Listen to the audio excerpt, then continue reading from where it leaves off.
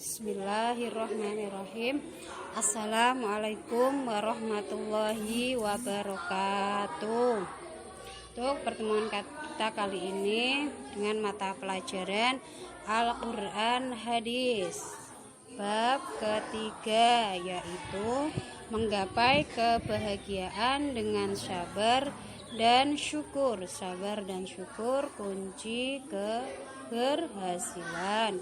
Sebelum pembelajaran kita mulai, mari kita baca doa bersama.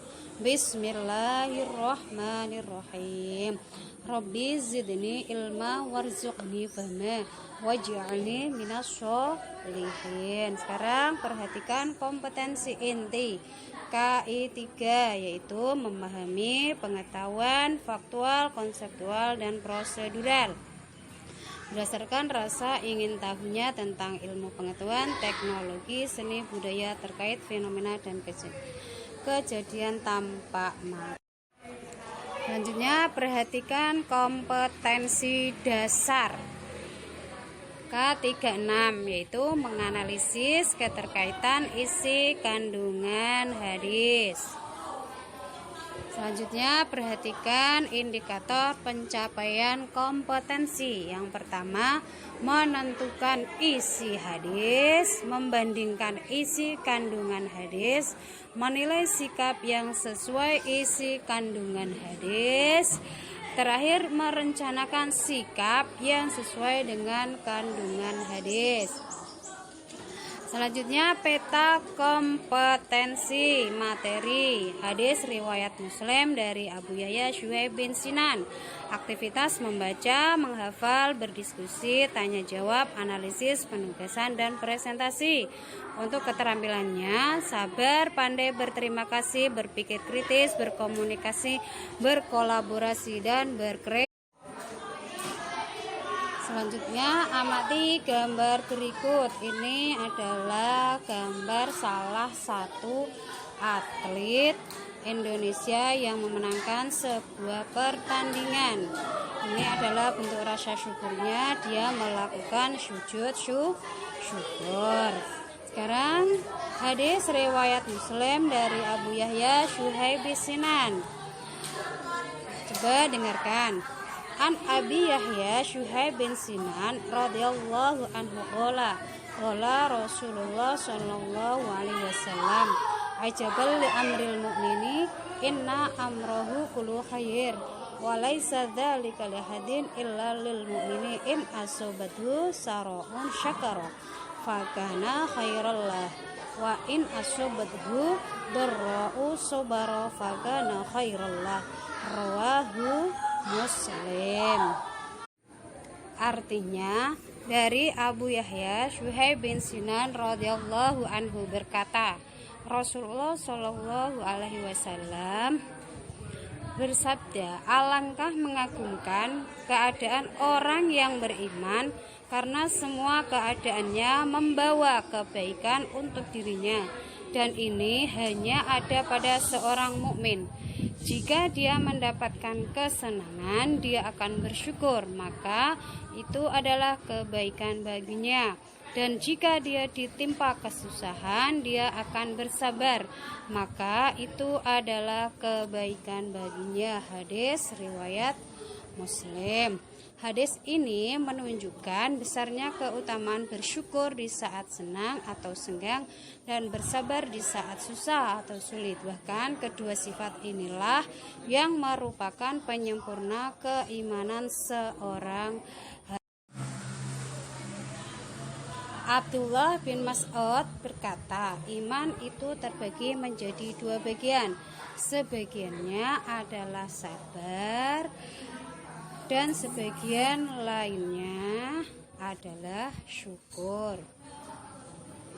Dalam Al-Quran, Allah Subhanahu wa Ta'ala memuji secara khusus hamba-hambanya yang memiliki dua sifat ini sebagai orang-orang yang bisa mengambil pelajaran ketika menyaksikan tanda-tanda kemahakuasaan Allah.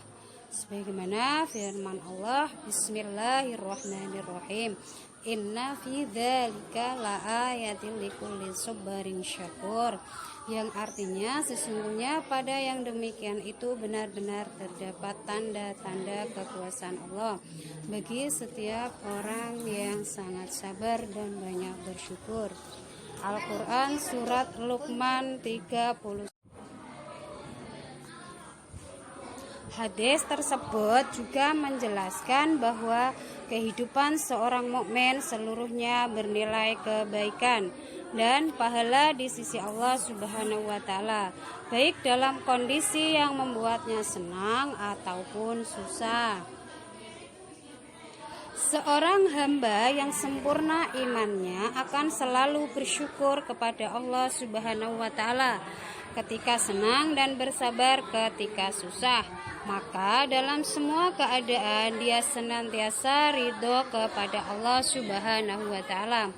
Orang yang tidak beriman akan selalu berkeluh kesah dan murka ketika ditimpa musibah, sehingga semua dosa dan keburukan akan menimpanya.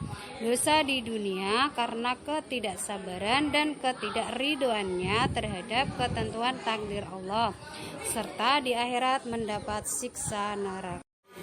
Syukur. Kata syukur berasal dari bahasa Arab dengan kata dasar syakara yang artinya berterima kasih. Bentuk masdar dari kalimat ini adalah syukr, syukroan yang artinya rasa terima kasih. Dalam Kamus Besar Bahasa Indonesia diartikan sebagai rasa terima kasih kepada Allah. Dan untunglah menyatakan perasaan lega, senang, dan bahagia.